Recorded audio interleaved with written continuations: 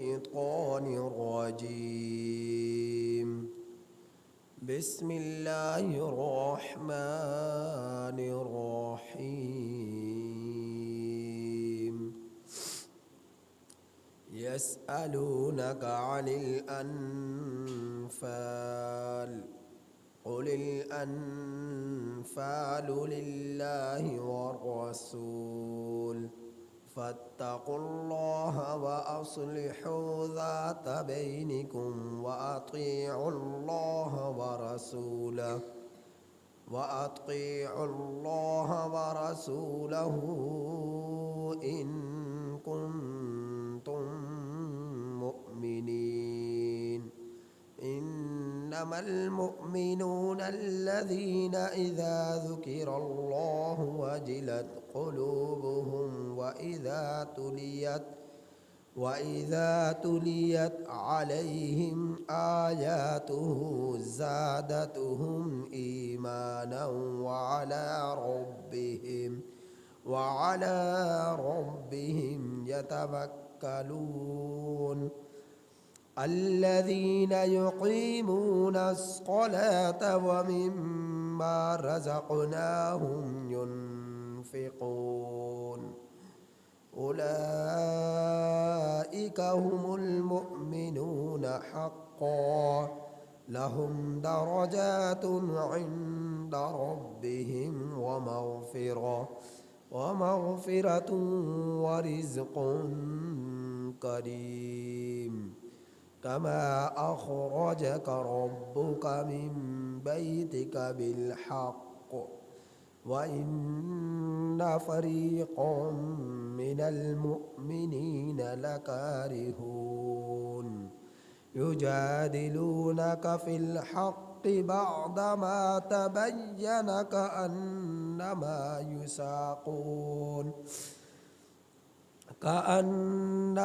يساقون إلى الموت وهم ينظرون.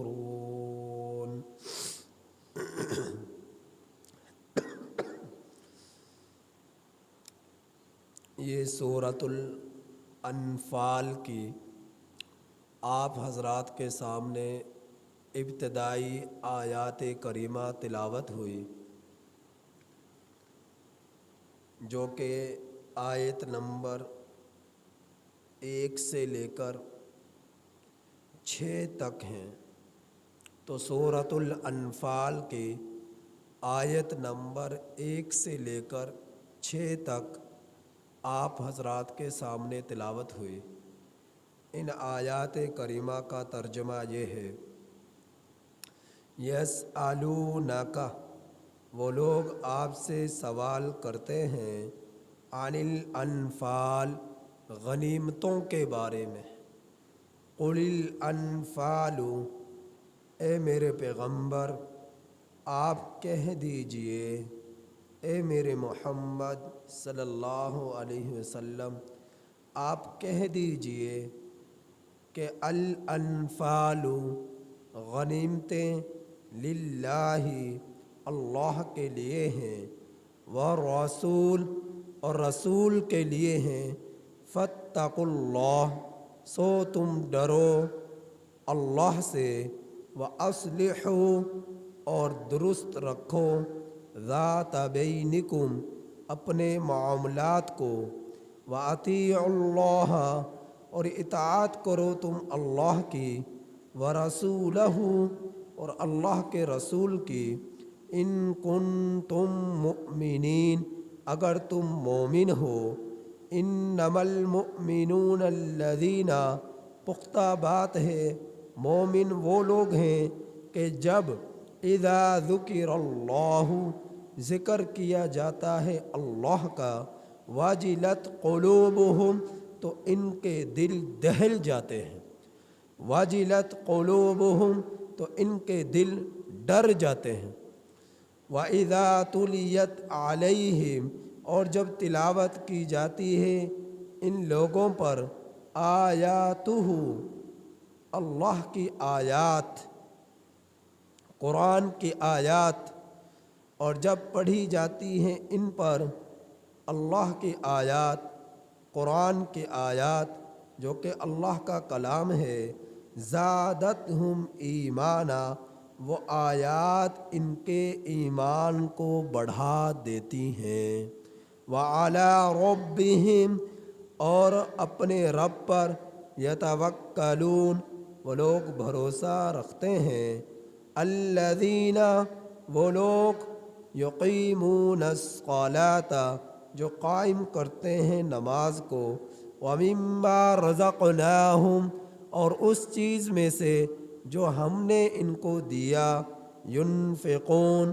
خرچ کرتے ہیں، اولئک، یہی لوگ، ہم المؤمنون، ایمان والے ہیں، حقا، پکی بات ہے، اولئک، یہی لوگ، ہم المؤمنون، ایمان والے ہیں، حقا، پکی بات ہے، لہم، ان لوگوں کے لیے، درجات، درجے ہیں، عند ربہم، ان کے رب کے ہاں، ومغفرہ، اور بخشش ہے، ورزق کریم، اور عمدہ رزق ہے، کما اخرجک ربک من بیتک بالحق، جیسا کہ آپ کو نکالا آپ کے رب نے آپ کے گھر سے حق کے ساتھ، وَإِنَّ فَرِيقًا، اور بے شک ایک فریق، من المؤمنین، ایمان والوں میں سے، لکارہون، البتہ ناپسند کر رہا تھا، یجادلونک، وہ جھگڑا کر رہے تھے آپ سے، فی الحق، حق کے بارے میں، بعدما تبین، بعد اس کے کہ وہ حق واضح ہو چکا، کأنما یساقون الی الموت، گویا کہ وہ لوگ ہانکے جا رہے ہیں، دھکیلے جا رہے ہیں، الی الموت، موت کی طرف، وہم ینظرون، اور وہ لوگ موت کو آنکھوں سے دیکھ رہے ہیں، اور وہ لوگ موت کو سامنے دیکھ رہے ہیں۔ ان آیات کریمہ کی تفسیر، یہ سورۃ الانفال ہے۔ یہ سورۃ مبارکہ کا نزول مدینۃ المنورہ میں ہوا۔ سورۃ الانفال کے کل رکوع 10 ہیں اور آیات کریمہ 75 ہیں۔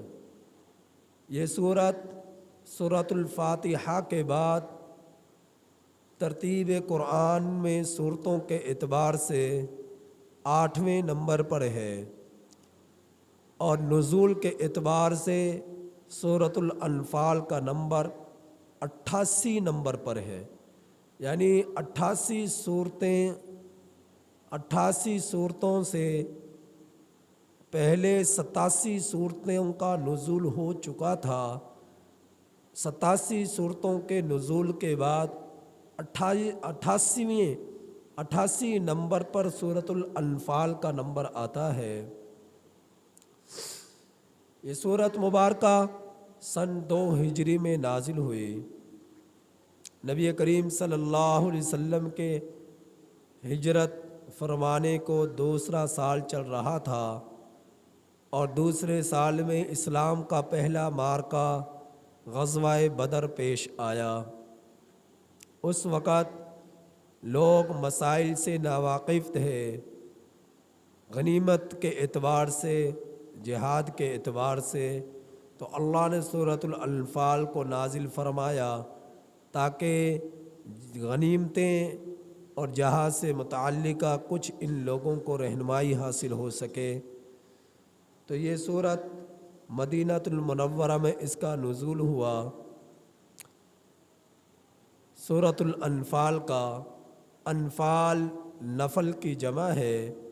نفل کہتے ہیں زائد چیز کو، فرائض کے بعد جو زائد چیز ہوتی ہے اسے نفل کہا جاتا ہے۔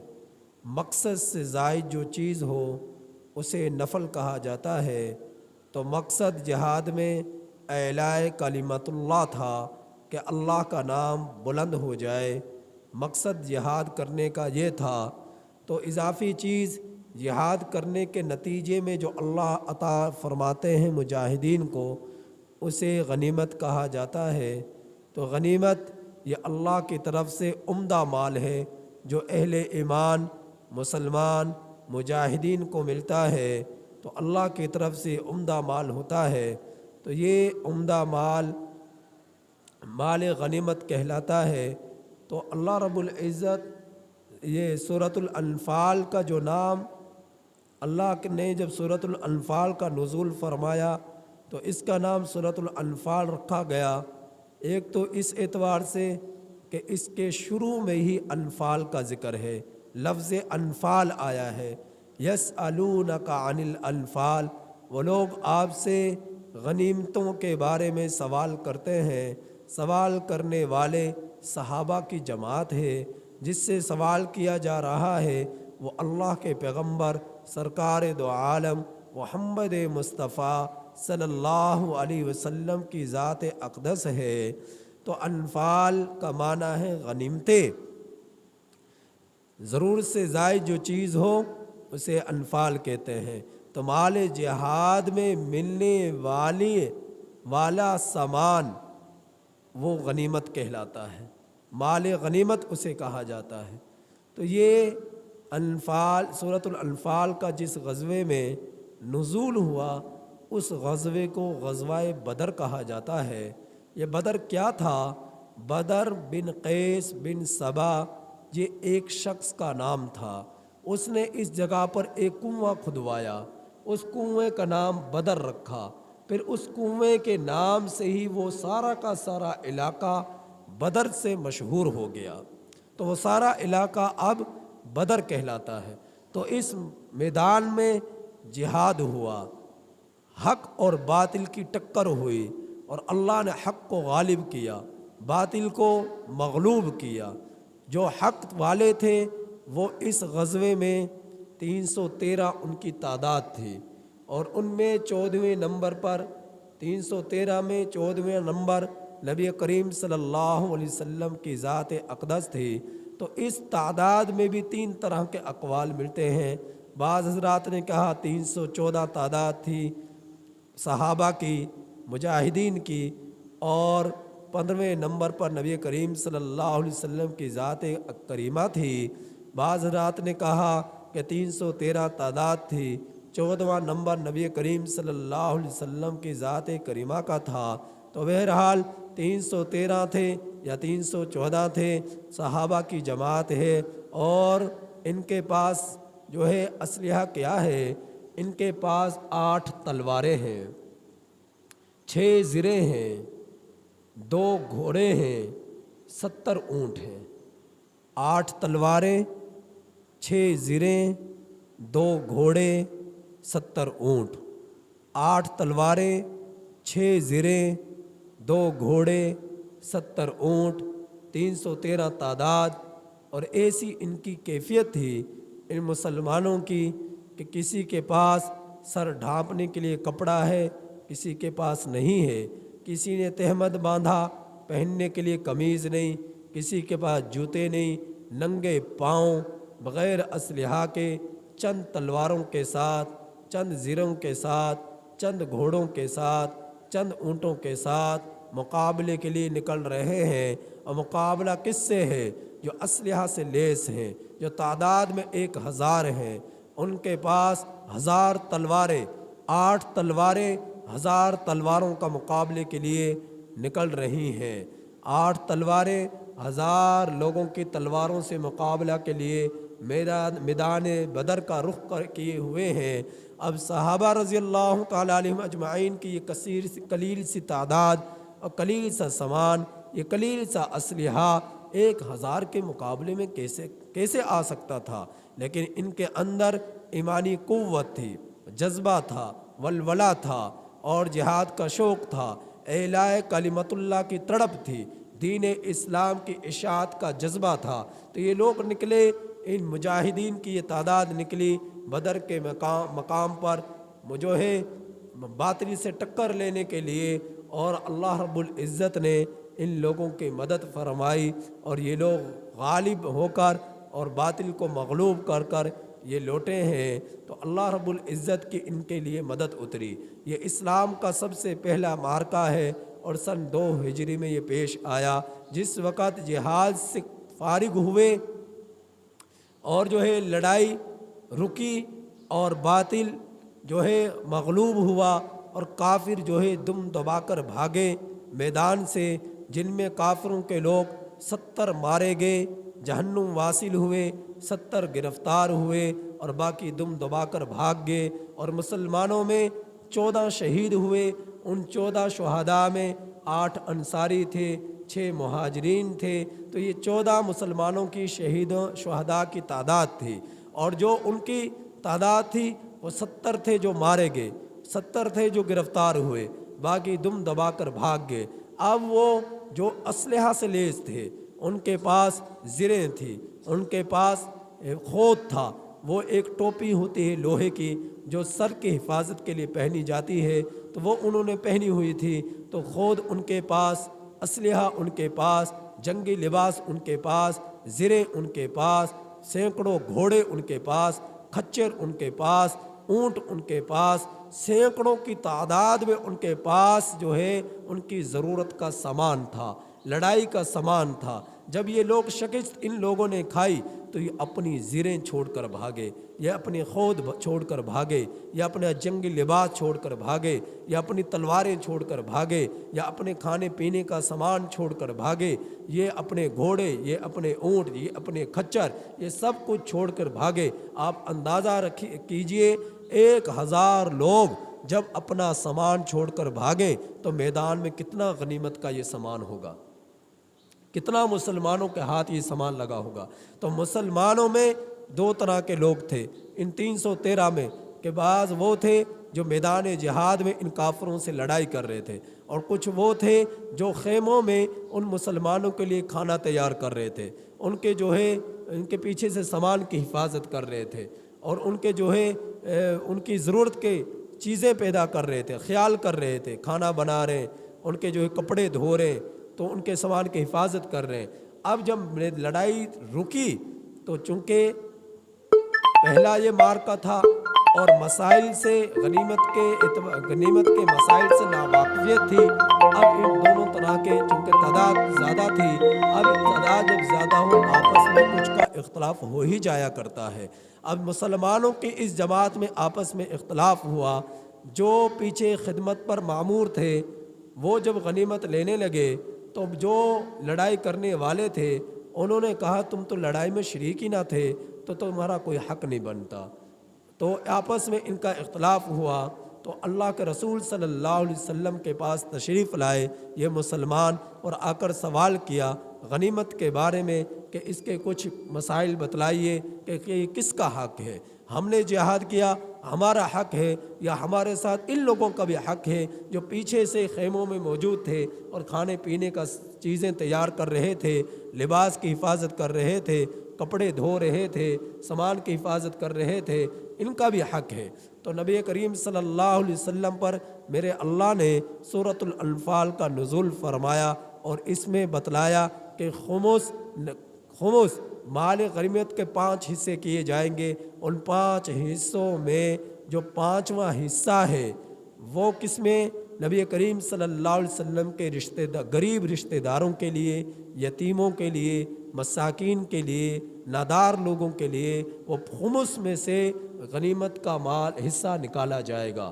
باقی 4 حصے مجاہدین میں تقسیم کیے جائیں گے۔ اللہ رب العزت نے اس خمس کے بارے میں 10ویں پارے کے شروع میں تفصیل سے بیان فرمایا کہ وَاعْلَمُوا، تم لوگ خوب جان لو، انما غنمتم من شیء، بے شک تمہاری غنیمتوں میں سے جو چیز بھی ہے، فَأَنَّ لِلَّهِ خُمُسَهُ، سو بے شک اللہ ہی کے لیے ہے اس کا خمس، وَلِلرَّسُولِ، اور رسول کے لیے ہے، وَلِذِي الْقُرْبَى، اور رشتہ داروں کے لیے ہے، وَالْيَتَامَى، اور یتیموں کے لیے ہے، وَالْمَسَاكِينَ، اور مساکین کے لیے ہے، وَابْنِ السَّبِيلِ، اور مسافروں کے لیے ہے۔ اب یہ تفصیل سے خمس کا تذکرہ آ گیا کہ مال غنیمت کے 5 حصوں میں سے 5واں حصہ کن کن لوگوں کو دیا جائے گا۔ تو اللہ رب العزت نے بتلا دیا تفصیل کے ساتھ کہ 5 مال غنیمت کے 5 حصے کر لینے کے بعد 4 مجاہدین میں تقسیم کیے جائیں گے، 5واں حصہ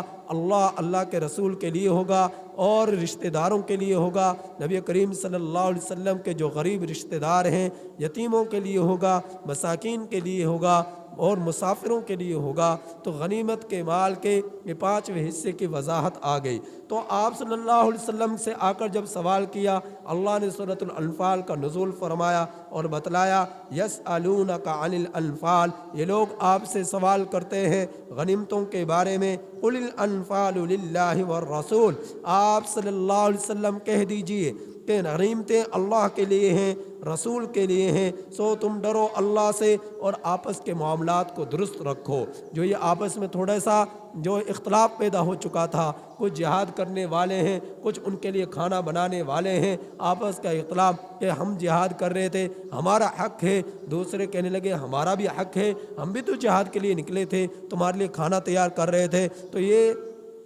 سب اس میں وضاحت آ گئی کہ ایک تو آپس کے معاملات درست رکھو، جھگڑے نہ کرو، اور یہ بات آ گئی کہ یہ غنیمت کا مال سب کے حق ہے، جو جہاد میں شریک ہیں اور جسے جو مجاہدین کے لیے کھانا تیار کر رہے ہیں، ساز و سامان تیار کر رہے ہیں، ان سب کا حق ہے۔ وَأَطِيعُوا اللَّهَ وَرَسُولَهُ، اور اطاعت کرو تم اللہ کی اور رسول کی، جو مسئلہ تمہیں تمہارے اللہ نے بتلا دیا، رسول نے بتلا دیا، اس کو مانو، اس کے سامنے اپنے آپ کو جھکا دو۔ ان کنتم مؤمنین، اگر تم مومن ہو، انما المؤمنون، اب اس سے آگے ایمان والوں کی صفات بیان کی جا رہی ہے کہ مومن کون ہے۔ تو اللہ نے فرمایا وہ پختہ بات ہے، یقینی بات ہے کہ مومن وہ لوگ ہیں کہ اذا ذکر اللہ، جس وقت اللہ کا ذکر کیا جاتا ہے ان کے سامنے، وجلت قلوبہم، ان کے دل دہل جاتے ہیں، وَإِذَا تُلِيَتْ عَلَيْهِمْ آيَاتُهُ، اور جب ان پر اللہ کی آیات